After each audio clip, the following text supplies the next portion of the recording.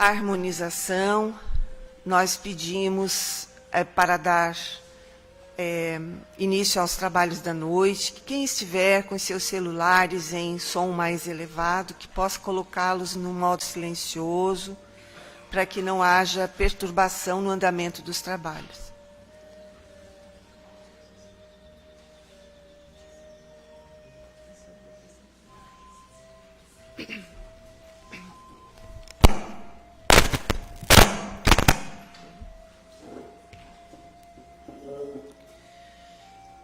Nós vamos iniciar os trabalhos da noite de hoje, rogando a Jesus, o nosso mestre, irmão maior, a Deus, o nosso Pai de extrema bondade e justiça, e a essa espiritualidade amiga e benfazeja que nos ampara, que nos proporcione uma boa noite de estudos, de esclarecimentos do Evangelho de Jesus.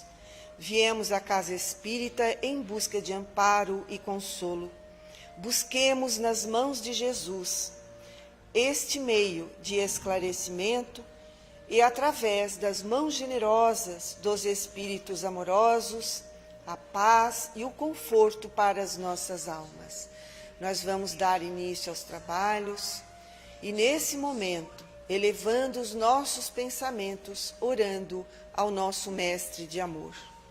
Pai nosso que estais nos céus, santificado seja o vosso nome, venha a nós o vosso reino, seja feita, Pai, a vossa vontade, assim na terra como em todo espaço. O pão nosso de cada dia dá-nos hoje. Perdoai, Senhor, as nossas ofensas, assim como nós perdoamos a quem nos tem ofendido. E não nos deixa cair nas tentações, e livra-nos de todos os males, pois teu é o reino, o poder e a glória para todo sempre. E assim, damos por abertos os trabalhos da noite de hoje, pedindo e solicitando a equipe espiritual do Círculo da Luz que nos ampare e que nos proporcione, dando ao nosso irmão Joneres, que vai fazer a palestra da noite de hoje, a intuição, o reconforto, a colaboração necessária para tudo aquilo que ele estudou para trazer para nós. A tribuna é tua.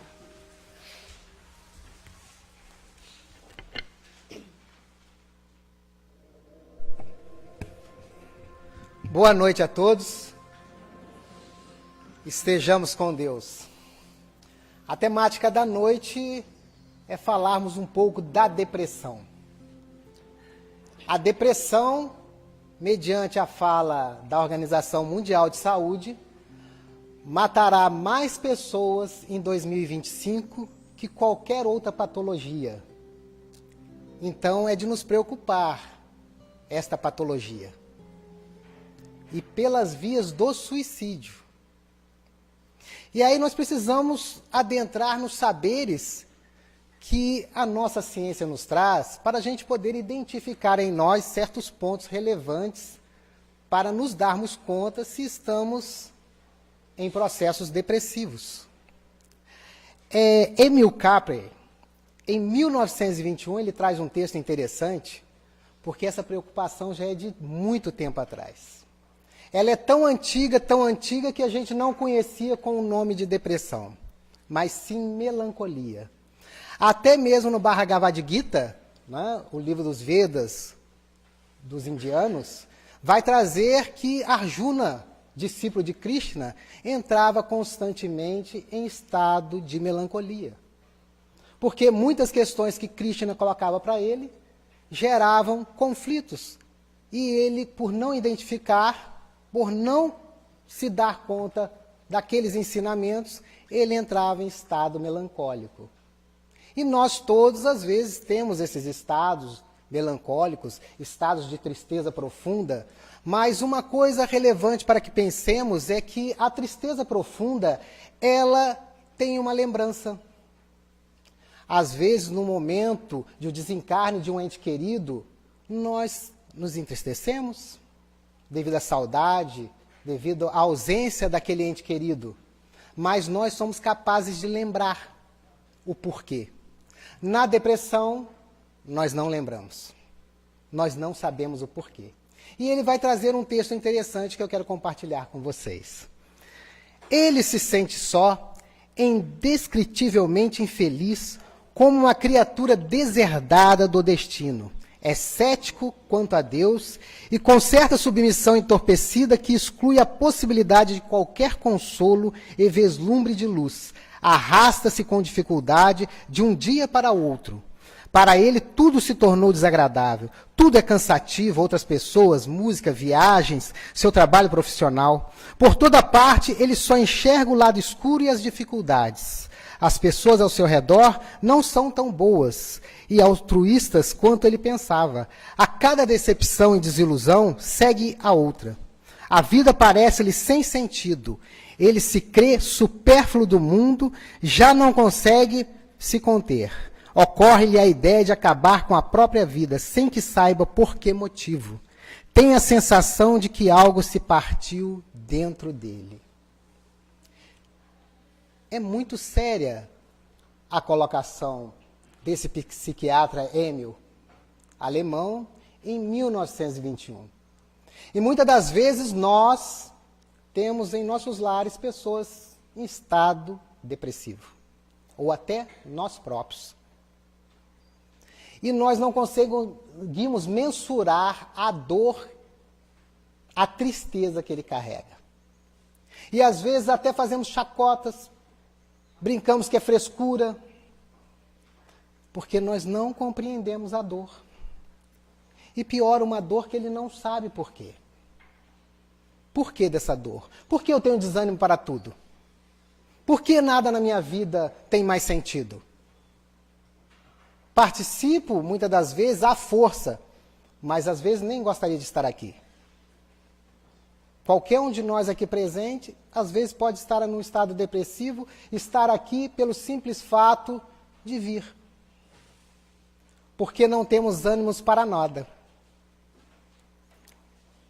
Há uma obra de Salomão, um americano, psicólogo, escritor, que é O Demônio do Meio-Dia. Ele traz uma fala muito interessante para nós, porque ele é depressivo.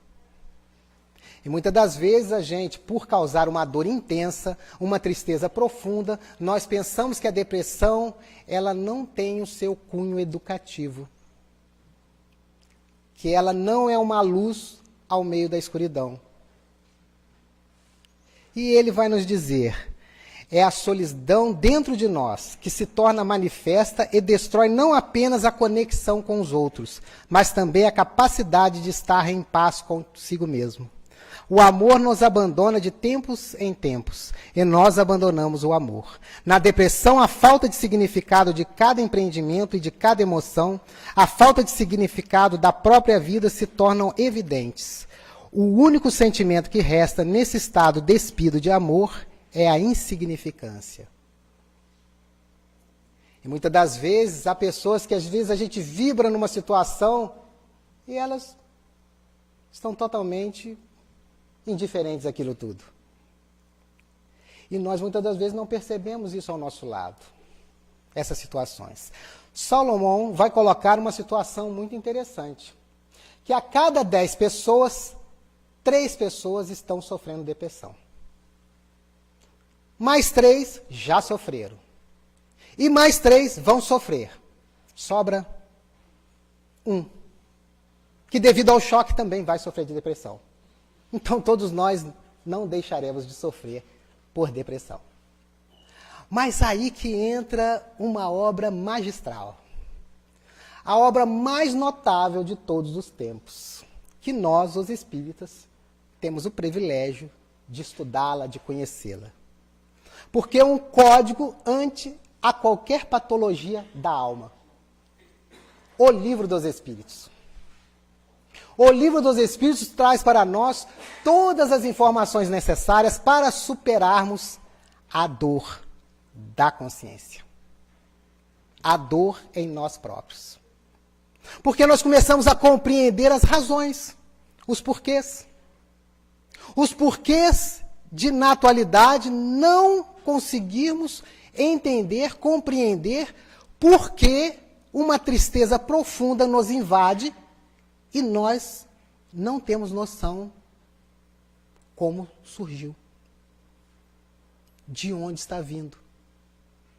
As coisas parecem maravilhosamente bem no sentido material, mas estamos infelizes.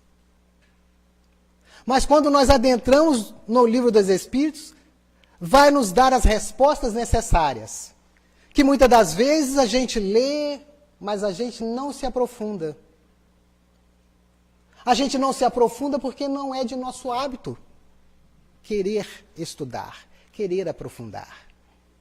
Nós já temos uma vida tão ligeira, uma rotina tão estafante, tão cansativa, e ainda ter que se debruçar numa obra que nos faz pensar, que nos faz repensar o nosso viver. Mas quando Kardec vai nos trazer um Deus que é amor, automaticamente, se nós temos um Pai que nos ama, o que está acontecendo conosco tem uma razão amorosa para o nosso benefício. Então, quando eu entro nesses estados depressivos, porque todos nós entraremos em algum momento de nossas existências, porque nós temos a noção que se não foi na atual existência, nós devemos ter criado estas questões em existências anteriores. Então, as nossas escolhas de outros tempos vêm nos assombrar em algum momento. E automaticamente nos dá uma noção do que nós estamos escolhendo agora.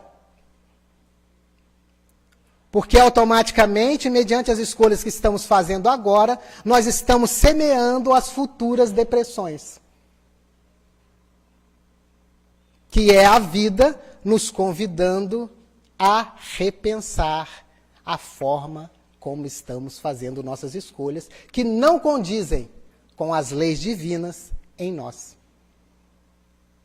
Então a depressão é fruto destas escolhas que fazemos, que nós, na maior parte das vezes, achamos que estamos plenamente certos. E são essas mínimas escolhas somadas pelo passar das inúmeras existências que vão vazar em algum momento em nós, nos convidando à reparação, nos convidando a repensar a nossa vida, repensar nossas escolhas. E automaticamente isso vai causar uma tristeza profunda. E essa tristeza profunda, ela exige às vezes o acompanhamento, na maior parte das vezes, para não falar todas, de um acompanhamento médico. Porque as nossas escolhas vão vazar no corpo em forma de deficiências, em forma de patologias. Porque teremos uma insuficiência de neurotransmissores, dopamina, serotonina, noradrenalina, que regulam o nosso humor, a nossa potência de agir, porque são estimulantes do sistema nervoso. E parece que nesse momento só um neurotransmissor inibidor, o GABA, que vai agir, porque nós ficamos desmotivados para tudo. E às vezes em nossos lares as pessoas não compreendem por que estamos desse jeito. E falo que nós só compreenderemos quando passarmos. E aí nós vamos compreender por que nós não temos ânimo para nada. Não temos vontade de fazer nada. Queremos ficar, às vezes, dentro de nossos quartos, com tudo fechado, sem motivação até para comer. Ficamos apáticos. Porque perdemos totalmente o sentido da vida. E é esse sentimento de culpa que nós carregamos, dos equívocos perpetrados em muitos outros tempos em outras existências, ou até no princípio dessa. Porque, como dizem, aquele que dá o tapa esquece, mas aquele que recebe jamais esquece. E quando nós saímos distribuindo tapas por aí, nós esquecemos, com muita facilidade. Mas a vida que recebeu os tapas, ela não se esquece.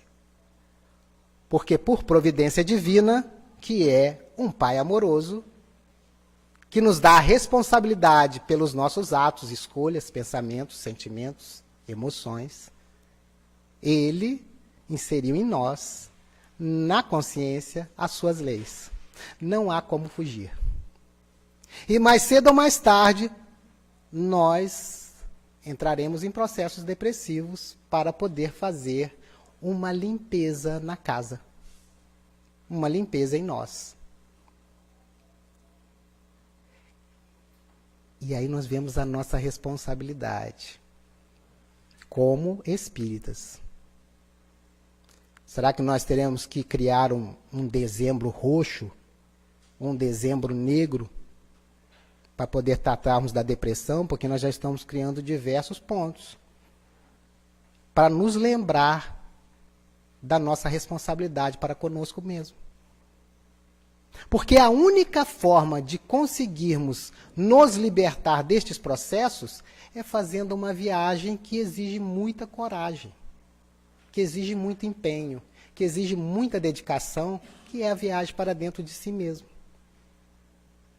Mas as coisas de fora são tão belas, são tão maravilhosas, mas nós não temos a coragem de fazer a viagem para dentro de nós, porque a oferta está tão grande no mundo, as coisas estão tão maravilhosas aí fora, o culto ao corpo está num patamar extraordinário. Nós fazemos dieta, ficamos na academia até tanto tempo, numa total insanidade para podermos postar nas redes sociais a nossa barriga tanquinho, o nosso bíceps, o nosso tríceps. Sendo que tudo vai se definhar, tudo vai se desagregar, tudo vai cair, porque é lei da gravidade. Nós estamos dizendo aqui que não deveremos ter o dever de cuidar do nosso corpo, porque no Evangelho é muito claro, o cuidado com o corpo. Mas se nós pensarmos numa frase que tem no Templo de Delfos, que a gente só lê uma, que ficou famosa, que é homem, conhece-te a ti mesmo, toda essa nós lembramos com facilidade, mas tinha outra também. Nada em excesso. Ninguém fala dessa. Está lá no Templo de Delfos. Nada em excesso. Deveremos cuidar do corpo? Sim, sem excesso. Deveremos nos alimentar? Sem excesso. Deveremos falar? Sem excesso. Tudo sem excesso. É o equilíbrio. Nós precisamos buscar o equilíbrio. Porque senão, nós não conseguimos fugir dentro dessa estimativa, dessa estatística de Solomon. Nós estamos dentro desses 10. Se não já passamos, ou se não estamos, vamos sofrer. Porque é natural. Porque em O Livro dos Espíritos, dentro das verdades trazidas pelos espíritos imortais, é muito claro. Quando a gente começa a adentrar e se aprofundar na proposta espírita em seus princípios basilares, quando a gente pensa em Deus, que é amor, que não é punição, é simplesmente educação. Quando nós adentramos que nós somos pré-existentes, somos imortais, nós já começamos a vislumbrar mais. Nós começamos a ter noção de nossa responsabilidade aqui no mundo. Não estamos de férias, não estamos aqui de frozô, curtindo um passeio no plano físico. Não, nós estamos aqui a trabalho da nossa própria reforma e também para contribuirmos com a obra. Porque nós somos co-criadores, somos filhos de Deus. E se na fala do mestre o pai trabalha sempre e eu trabalho também, Nós estamos aqui para trabalhar. E se a fala do mestre, a cada um será dado segundo as suas obras, a depressão nada mais é que fruto das obras que tivemos anteriormente. E automaticamente ela irrompe numa forma de dor. Uma tristeza profunda. Não contra o exterior, contra nós próprios. Que entramos num mecanismo de culpa pelos equívocos de nossas escolhas. Mas se nós compreendemos bem a doutrina espírita e compreendemos a soberana justiça de Deus, nós nos daremos conta que não há punição nenhuma. Que o sentimento de culpa, ele tem que ser descartado. E nós assumiremos uma proposta de responsabilidade pelas escolhas que fizemos. Escolhemos equivocadamente? Sim. Reconheçamos e reparamos. Não precisamos ficar aqui aturdidos porque fizemos uma escolha, prejudicamos outras. Não, precisamos agora reconhecer que nos equivocamos. E agora, como que eu posso sanar isso? Qual a base que eu tenho? A base espírita. Se eu não tiver entendimento espírita, que eu tenho entendimento do Evangelho de Jesus. Porque lá nos fala com bastante clareza. No caso da mulher adúltera, vá e não peques mais para que não ocorra coisa pior. É mudança de atitude. Mas nós queremos que as coisas mudem sem mudarmos de atitude. E aí fica delicada a questão. Porque nós estamos só postergando o processo. E aí nos perguntamos, há quanto tempo nós andamos ouvindo isso por aí? Se nós temos a certeza da reencarnação, e os escritos mais antigos são os livros dos Vedas, e lá fala essas coisas também, então aproximadamente 6.000 e poucos anos. Porque nós somos esses espíritos que estão trilhando as diversas reencarnações. Se não ficou muito claro, lá no livro dos Vedas, com Krishna e tantos outros, nós tivemos as falas de Lao Tse, Confúcio, Sócrates, Platão. Mas como nós não entendemos, não estava tão claro assim, o Mestre Jesus veio. Então, há 2.000 anos, nós tivemos a presença do Mestre aqui. E ele deixou muito claro, em sua total simplicidade, os ensinamentos.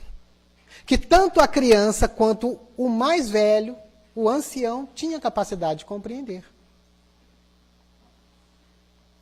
Mas por que nós não escolhemos esse caminho do Evangelho de Jesus? Porque ainda carregamos deficiências. A natureza não dá salto. É fruto de nossas imperfeições. Como o codificador vai trazer na obra Céu e Inferno, que toda imperfeição tem um sofrimento proporcional, característico. Então, devido às nossas imperfeições, automaticamente nós temos sofrimentos proporcionais. Com muita clareza o codificador nos traz. E automaticamente ele diz que há 3 processos.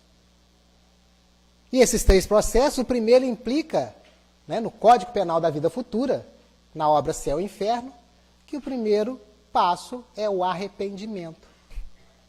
Eu preciso me dar conta que eu me equivoquei. Enquanto eu não me dou conta, eu não consigo ir para um passo à frente. Então eu preciso me arrepender, me dar conta que eu me equivoquei. Me dar conta que a minha escolha não foi tão apropriada. Ela causou problemas. E esses problemas não são do outro. Este problema é meu. Porque fui eu que decidi. O outro foi vítima da minha escolha. Mas eu fui o algoz. Eu prejudiquei. E se eu não me dou conta, não há como eu passar adiante. Que seria o segundo processo, a expiação. E dentro da sua etimologia da palavra, ex tornar, piar puro. Tornar puro. É como se fizesse um retorno. Porque a primeira proposta de um pai que nos ama é o amor. As oportunidades que o pai nos dá, primeiramente, é o amor. Como nós pegamos essa primeira oportunidade e criamos um embaraço com ela, nós desconstruímos. Nós bagunçamos. E aí nós precisamos expiar, que é fazer um retorno no processo. Tornar neutro. Não há punição. Processo educativo. Mas mesmo depois de eu expiar, também não se completa o ciclo. Eu preciso entrar num terceiro processo, a reparação. Agora eu preciso reparar. Então eu me arrependo, torno neutro, retorno no processo e depois eu vou reparar. No sentido de o amor cobre a multidão de pecados. Mas aí nos leva a pensar, como que a gente repara? Será que eu amar somente aqueles que me amam é real? É real. Mas será que é algo de especial? Porque todo mundo ama aquele que os ama. Por isso os discípulos vão falar com o mestre que duro é este discurso. Quem é que o pode ouvir? Porque o mestre fala, que fazeis de especial? Amar o que vos ama é muito fácil. O cobrador de imposto faz isso. O republicano faz isso. Agora amar aqueles que te espezinham, que te caluniam, que te excluem. Amar os vossos inimigos. Eis a regra de ouro. E quem é o nosso inimigo? Para ele se tornar um inimigo, ele teve que ser um grande amigo. A gente não tem inimigo de graça, do nada. Ele foi um grande amigo. Tirando as situações dos inimigos do bem, o inimigo de hoje foi um grande amigo de ontem. Que mediante ao nosso interesse pessoal, mediante ao nosso egoísmo e o nosso orgulho, nós criamos os laços de inimizade. E são estas questões que irão nos assombrar nos processos depressivos. Porque eu não lembrarei. Se pegarmos e fizermos um balanço de nossa vida, quantas coisas nós tivemos de atitudes equivocadas que nós esquecemos? Quantas questões, às vezes, da situação financeira que estamos vivenciando hoje, não sendo a ideal, é fruto da má administração de nossos recursos num passado, que agora vão vazar agora. Quantas patologias irrompem em nós mediante a forma equivocada de nos conduzir nos processos básicos necessários nos processos de alimentação.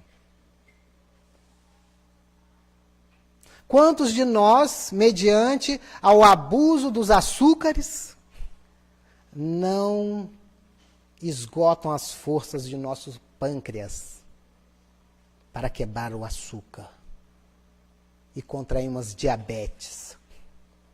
Quantos de nós, mediante o entendimento da reencarnação, começamos a compreender por que crianças estão infartando? Crianças já nascendo com diabetes. Crianças com cânceres terríveis. Por que será? E a gente às vezes não pensa nessa grande verdade. Nós estamos aqui todos muito bem, todos alegres, sorridentes, saíram do trabalho, saíram de seus lares, estão aqui todos faceiros.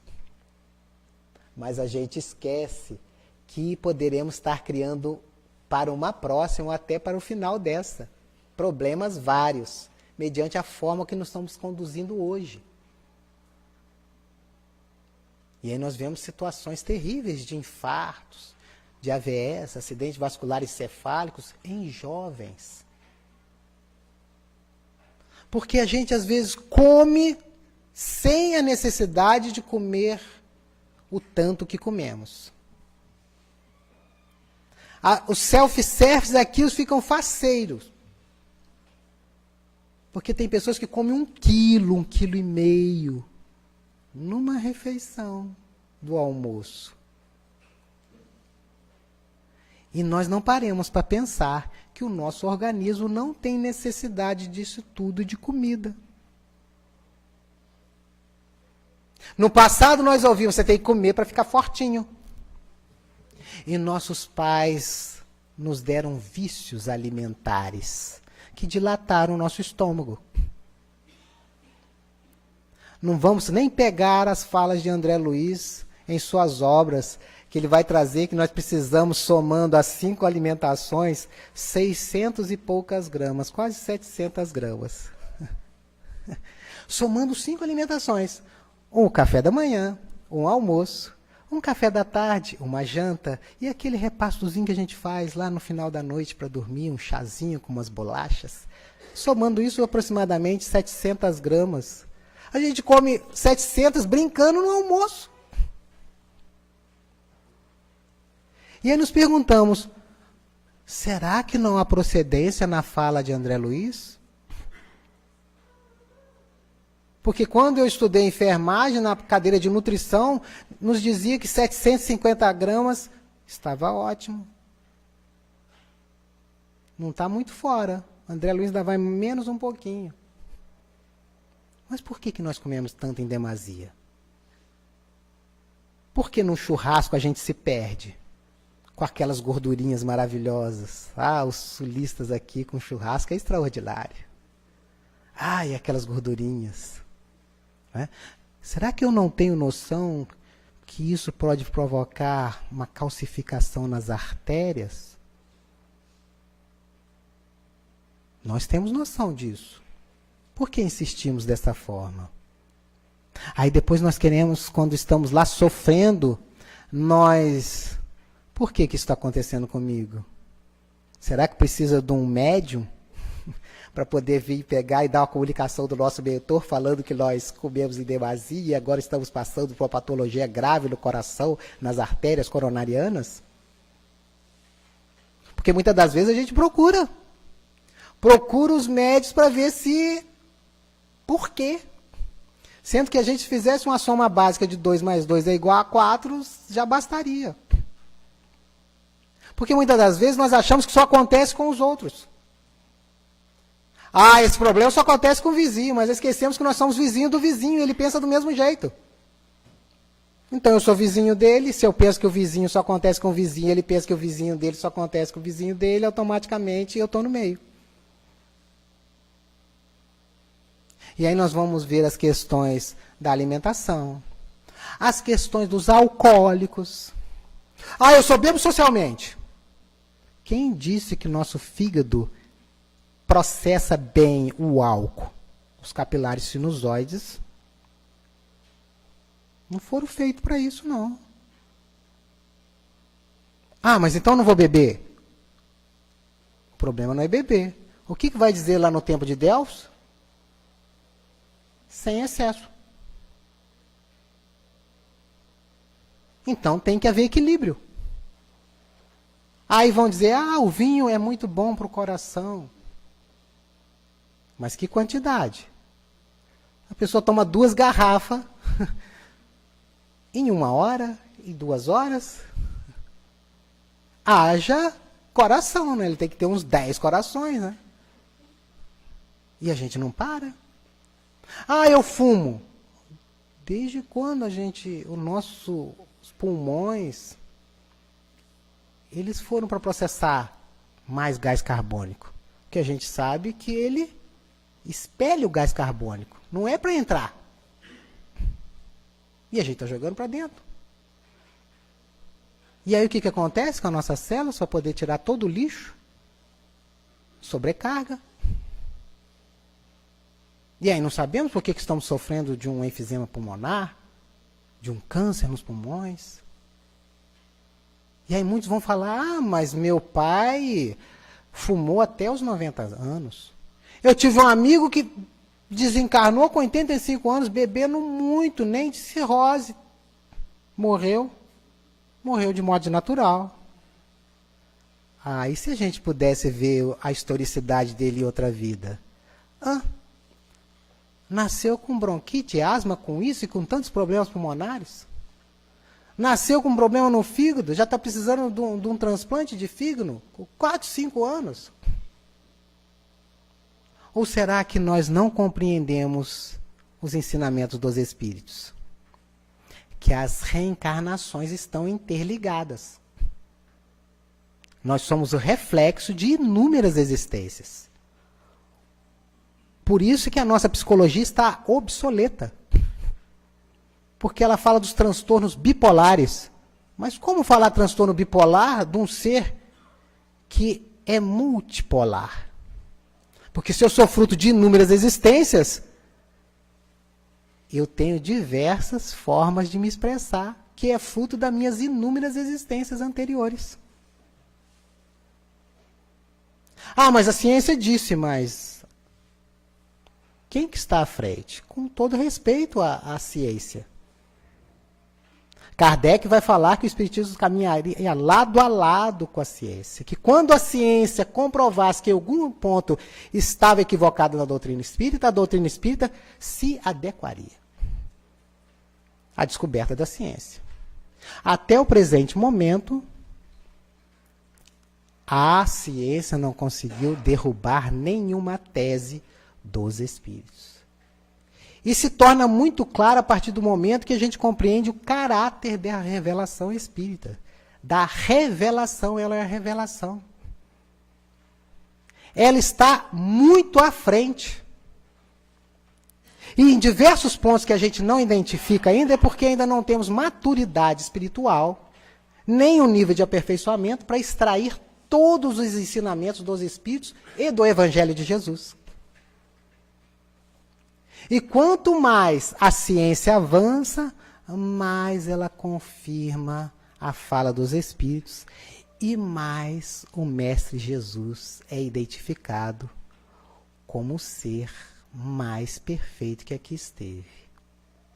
Vamos encontrar na área da psicologia diversas obras falando da metodologia terapêutica de Jesus. Inigualável. Não temos nenhuma metodologia psicológica que faça o processo do Mestre Jesus. Na fala de Hannah Rolfe, na sua obra Jesus, o Psicoterapeuta, ela vai dizer que enquanto qualquer psicólogo, qualquer terapeuta, num processo de escuta, por melhor que ele seja, ele não é capaz de saber as coisas com tanta precisão e profundidade que nem mesmo o paciente era capaz de saber. Só o Cristo. Nos conhecia muito mais do que nós próprios. Então nós vemos o material que nós temos em mãos. No Evangelho de Jesus, revivido pela proposta espírita. E nós precisamos valorizar esta doutrina. E a forma de valorizarmos esta doutrina é vivenciando ela a cada dia e divulgando ela. Se nós queremos que o nosso mundo se torne melhor, precisamos viver esta doutrina. É uma forma de se viver. Nas mínimas atitudes. O Espírito Joana de Ângeles vai trazer para nós, com muita propriedade,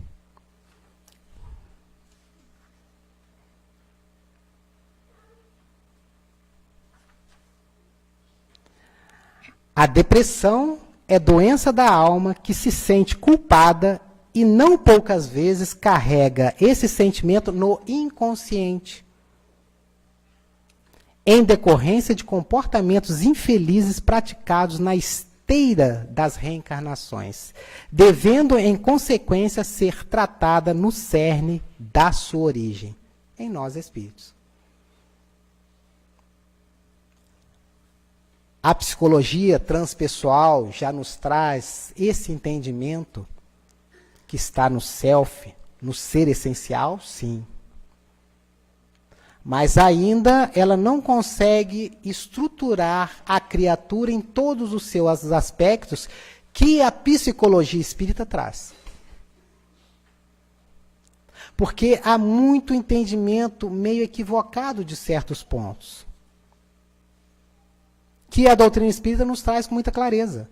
A partir do momento que nós entendemos a existência de Deus, esse Pai amoroso, a nossa imortalidade, as reencarnações que nós estamos inseridos neste processo educacional da divindade, a partir do momento que nós entendemos que há muitas moradas na casa do Pai, que nós estamos nesse processo de evolução, que ora podemos estar aqui neste planeta chamado Terra, como ora também poderemos estar em outros. No atual momento, há uma separação do joio e do trigo. Eles estão crescidinhos e agora dá para separar. Então, a oportunidade que nós temos de ainda continuar neste planeta é agora, mediante o que nós estamos semeando. Porque se mediante as atitudes que permanecermos equivocadamente, nós poderemos ser expurgados naturalmente para um outro orbe, para um outro planeta, assim como houve na fala tão poética do Velho Testamento, os anjos decaídos, que nós falamos na doutrina espírita, os exilados de capela, aqueles espíritos que não tiveram condição de ficar naquele planeta, devido à necessidade do avanço moral, eles tiveram que ir para outros mundos. Muitos vieram para cá. E se nós pegarmos aquela obra A Caminho da Luz, psicografia de Francisco Cândido Xavier, pelo Espírito Emmanuel, vai nos dizer da raça ariana, a raça adâmica, e tantas outras, a egípcia, que muitas das vezes a gente não compreende os processos que eles usaram na época. Até hoje a gente está para entender as pirâmides e não entendemos como é que eles conseguiram colocar aquelas toneladas de pedras umas sobre as outras, e o cálculo que eles fizeram para fazer aquilo tudo. Intelectualmente, tecnologicamente, eram espíritos mais avançados. E nós estamos num patamar de a tecnologia avançadíssima. Só que nós nem nos maravilhamos com essa tecnologia. Nós achamos tudo muito normal. A gente não para se espantar como que um aparelhinho desse que anda no nosso bolso nos dá a condição de ver pessoas no outro lado do planeta. Como que essas informações vêm pelo ar e são captadas por esse aparelhinho. Nós nem nos espantamos com isso. E nós não estamos nos espantando com quase nada. Nós não nos espantamos, muitas das vezes, com a violência. Nós não espantamos com a miséria à nossa volta. Nós não espantamos com o nosso orgulho, com o nosso egoísmo, porque está todo mundo tendo estes comportamentos. Agir diferente, estar diferente. Não, eu não vou ser aceito. Não serei aceito. Porque está todo mundo agindo deste jeito. E nós estamos achando isso normal. Estamos vivendo numa sociedade doente. Porque nós estamos doentes. E os mecanismos da consciência é nos convidar a repensar. E a depressão tem este papel. Então ela não é nossa inimiga, ela é uma educadora. Se eu tiver coragem, eu suportarei. E me tornarei uma pessoa melhor. Me perdoarei. Porque eu vou precisar me perdoar. Porque se estou passando por essa situação agora, é fruto das escolhas que eu esqueci. E eu preciso me perdoar. E começar a encontrar forças para me levantar. Não sozinho. Quando eu tenho uma baixa de neurotransmissores, eu preciso de um acompanhamento psiquiátrico. Eu preciso de medicação. O próprio mestre usou uma metodologia para ensinar.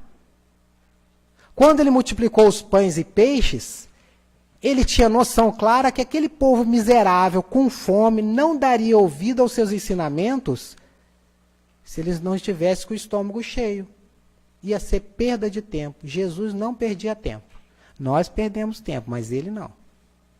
Então, ele deu o alimento material, as pessoas ficaram de pança cheia e ele, então, pôde falar. E aí tivemos a capacidade de escutar. É a mesma coisa a depressão.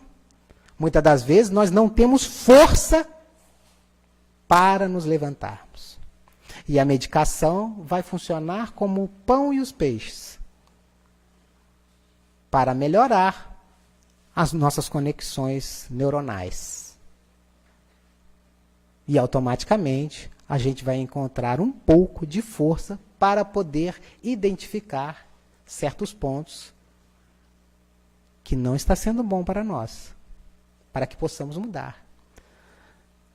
Há um outro pensador aqui, um sociólogo, Richard Sennett, que ele vai dizer: como podemos decidir o que tem valor duradouro em nós, em uma sociedade impaciente que se concentra no momento imediato? O que ocorre? Um esvaziamento de sentidos no qual vivem a descrença, o fracasso, a despersonalização e a loucura generalizada. Nós vivemos numa sociedade imediatista, na política do menor esforço, de que criamos contendas por questões mais banais. Uma sociedade vazia. Uma sociedade que até o Pequeno Príncipe nos chamou a atenção quando ele vai falar que ele tinha que ter muito cuidado no planetinha dele, que era muito pequenininho, com os baobás, uma planta que as suas raízes crescem muito. E se ele não as podasse, ela destruiria o seu planeta. Só que, além disso, os baobás, eles são ocos por dentro. E, às vezes, nós estamos com esse vazio em nós, porque a nossa preocupação é com o ter. E quanto mais a gente se preocupa com o ter, menos a gente é. O ser fica de lado. E não adianta trabalho de desobsessão, não adianta estar direto na casa espírita, não adianta a gente pedir missa, não adianta pedir para os pastores rezarem por nós, se nós não nos modificarmos, se nós não nos conhecermos. Se torna impossível. Não adianta toda segunda-feira ou quinta-feira nós estarmos aqui no Círculo da Luz. Não adianta nós estarmos enfurnados nos grupos de estudo, se nós não começarmos a vivenciar essa doutrina em nós. Se nós não começarmos a nos lapidar. Não é lapidar o outro, é nos lapidar. A responsabilidade do outro é do outro, não nossa. Agora, o exemplo que a gente deixa é responsabilidade nossa, mediante o esforço que faremos, a todo instante, a todos os momentos. Porque nós precisamos nos perguntar o que estamos fazendo aqui, qual é a intenção de estarmos aqui. Qual é a intenção de conhecermos essa doutrina? Qual é a finalidade dela em nossas vidas? O que ela propicia para me tornar uma pessoa melhor?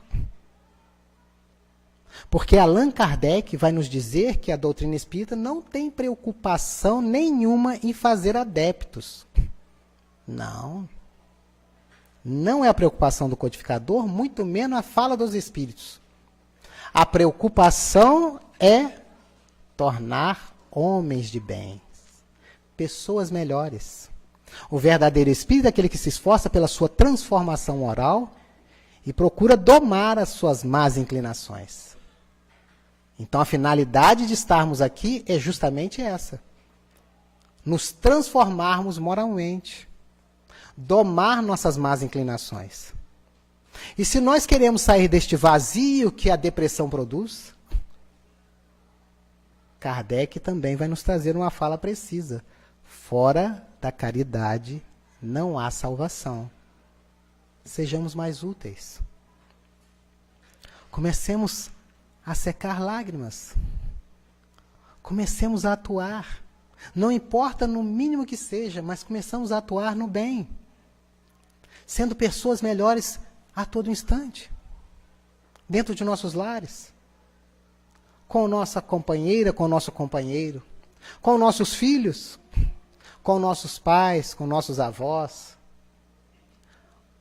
Com a nossa vizinhança. Com o nosso ambiente de trabalho, com o nosso meio social. Em todos os lugares que estivermos inseridos, pratiquemos o bem, pratiquemos a caridade. É o antídoto para nos libertar da depressão. Como diz o brocado popular, mente ociosa é oficina do Satanás.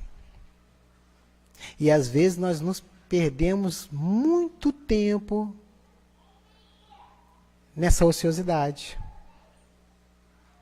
Nós, às vezes, não conseguimos cultuar palavras sadias, conversas sadias.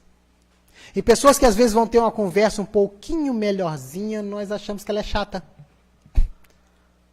Porque nós queremos discutir do time de futebol. Nós queremos discutir se aquela moça é bela ou não, se aquele rapaz tem barriga tanquinho ou não. E aí a conversa é muito frívola, sem serventia. E aí nós queremos pegar, e muitas das vezes acabamos de acordar, nem temos a intenção de sair, mas nós nos maquiamos para poder fazer um selfie, porque nós vamos postar na rede social, no Facebook, que a vida está belíssima para mim, por dentro eu estou totalmente destruído, totalmente entristecido, mas para as pessoas eu tenho que passar uma falsa realidade. E aí eu tiro aquela foto. E o mais interessante, se pararmos e percebermos, estudarmos as pessoas nas redes sociais, as fotos são belíssimas, mas as falas, os textos denotam uma tristeza profunda, um vazio profundo. Podem começar a observar. Entrem nas redes, nos amigos que vocês têm lá, que todos nós temos. Tem gente que tem 5.000 amigos lá, nunca viu. Nem viu pela frente. Se nós desencarnássemos agora, eu acho que nós não teríamos nem 100 pessoas no nosso funeral.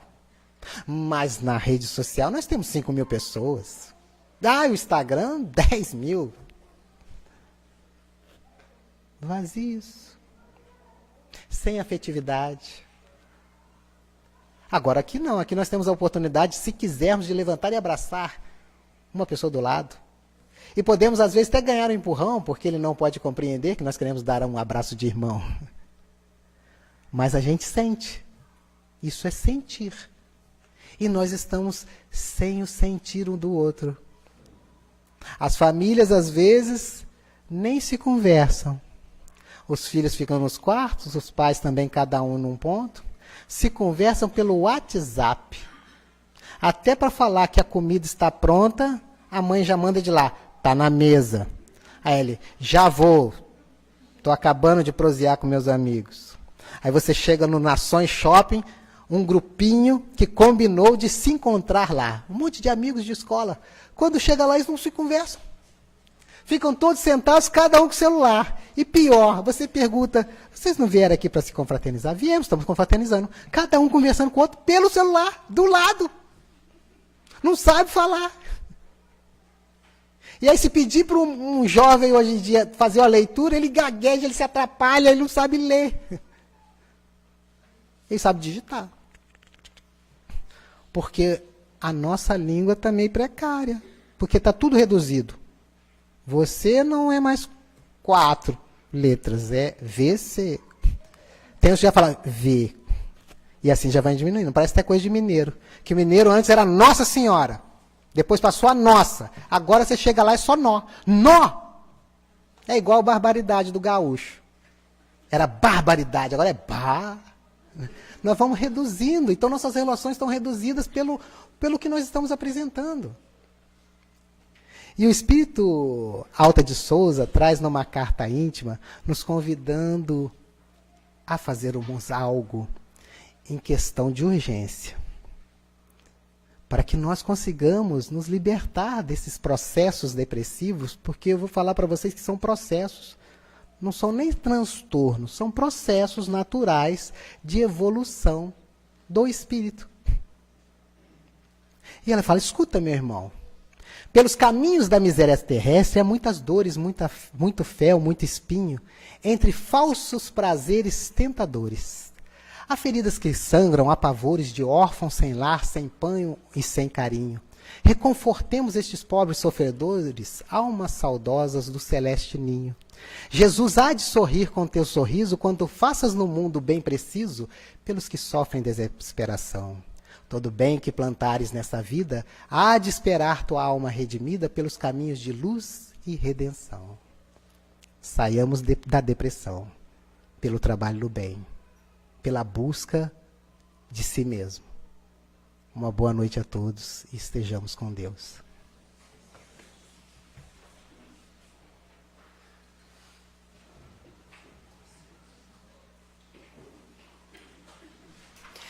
E assim, harmonizados que estamos no Evangelho de Jesus, nós vamos agradecer a Deus Pai Todo-Poderoso, pela noite de hoje, pelo ensinamento do Evangelho, pelas reflexões que nos foram passadas, e agradecendo ao nosso irmão por nos trazer e nos fazer relembrar tudo aquilo que Jesus fala no Evangelho, que devemos vigiar e orar muito, que devemos aprender enquanto estamos a caminho.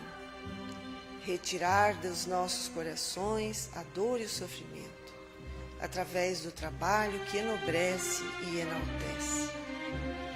E assim, nós vamos rogar a toda a espiritualidade amiga, solicitando para que as águas que estão sobre a mesa sejam fluidificadas e para todas as pessoas que delas fizerem uso, possam se sentir reconfortadas e curadas dos seus males físicos e espirituais. Pedindo a Jesus que leve a todos os corações aflitos, doentes, que estão distantes de nós, a todos aqueles familiares que conosco não estão nesta noite juntos, que sejam encaminhados até esses corações a paz e a harmonia, buscando a saúde espiritual. Vamos pedir a Jesus pelos jovens e pelas crianças que estão em muitas situações delicadas atualmente. Vamos pedir a Jesus por estas almas recém-reencarnadas, para que sejam seguradas pelas mãos de Maria de Nazaré. Que a dor que afronta os males na terra possam ser desmanchadas pela luz divina. E agora, Senhor, queremos te rogar as bênçãos sobre nós. Cada um de nós receberá o passe espiritual, a bênção renovadora das nossas energias, que já estamos serenos através do ensinamento do Evangelho. Pai de infinita bondade e justiça, derrama sobre cada um de nós o bálsamo reconfortante, que alivia as dores da alma, que enaltece os nossos pensamentos bons, que faz criar ideias e sentimentos de amor. Senhor Jesus, estamos todos aqui de coração aberto, para que as tuas mãos repousem sobre o nosso peito, os nossos olhos, o nosso ser, que possamos ser iluminados e termos a coragem de agora em diante nascer dentro de nós um homem novo, um espírito renovado para construir o bem e uma estrada de luz. Bendito sejas tu, Senhor, que derrama sobre cada um de nós esta luz de amor e de redenção. Obrigada, Senhor, por tudo aquilo que nós recebemos das mãos generosas da espiritualidade amiga, rogando a Deus por esta casa que nos abriga e por todos os médiuns que nela trabalham. Agradecemos, Pai, por esta noite que estamos todos aqui reunidos e agradecemos ao nosso irmão que proferiu o Evangelho da noite. E assim, nós vamos encerrar os trabalhos, agradecidos que somos a Deus por tudo aquilo que estamos conhecendo e desfrutando. Pai nosso que estais nos céus, santificado seja o vosso nome. Venha a nós o vosso reino, e seja feita, Pai, a vossa vontade, assim na terra como em todo o espaço. O pão nosso de cada dia dá-nos hoje. Perdoai, Senhor, as nossas ofensas, assim como nós perdoamos a quem nos tem ofendido. Mas não nos deixa cairmos nas tentações e livra-nos de todos os males, pois teu é o reino, o poder e a glória para todo sempre. Vamos em paz com Jesus no nosso coração. Que assim seja.